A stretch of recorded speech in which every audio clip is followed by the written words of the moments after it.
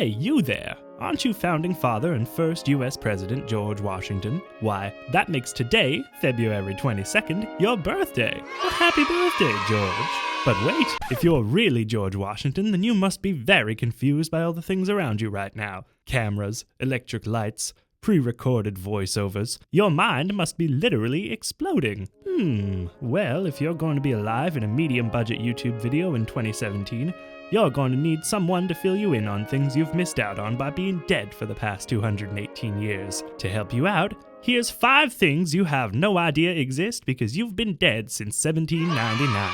Number 1. Morphine. First discovered in 1804 by Friedrich Serturner, morphine is an opiate drug made from the poppy plant and used for both acute and chronic pain. It can even be used to relieve pain during labor. Not that you would have ever had a use for that.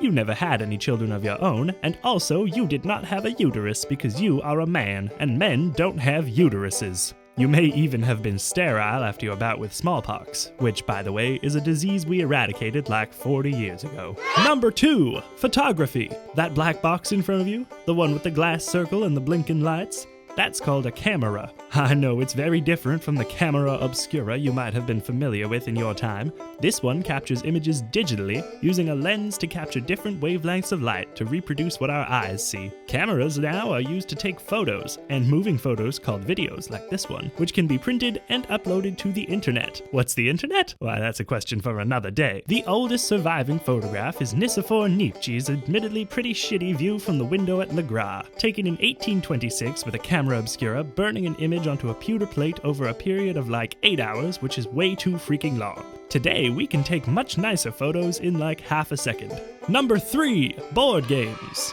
Now hold on, there were board games long before you were even born. Chess has been around since the 6th century, but the first American board games weren't published until at least 20 years after you died. Most games back then were based on Christian morality, like The Mansion of Happiness, an 1843 Snakes and Ladders style board game where players raced to the finish, trying to land on virtue spaces to advance, and avoiding vices that forced players to retreat and think about what they have done. Milton Bradley created the checkered game of life, which still kind of exists to this day. Number 4. Charles Darwin. Famous science man Charles Darwin was born in 1809, the same year your buddy James Madison became the 4th president of the United States, and grew up to become one of the most significant and controversial figures in human history. He popularized the idea that all species, humans, animals, birds, Pokemon, are descended from common ancestors over long periods of time. Unlike Pokemon evolution, which I'm sure you already know is really more of a metamorphosis, Charles Darwin's theory of evolution draws on the idea that specific genetic traits are developed to adapt to given living conditions, and that the strongest traits are passed down over time, causing a species to potentially look super different over the course of its lifetime. This is controversial because Christians don't like the idea that they're evolved from monkeys. I personally don't give a damn, and I'm Anglican. Number 5. Hamilton.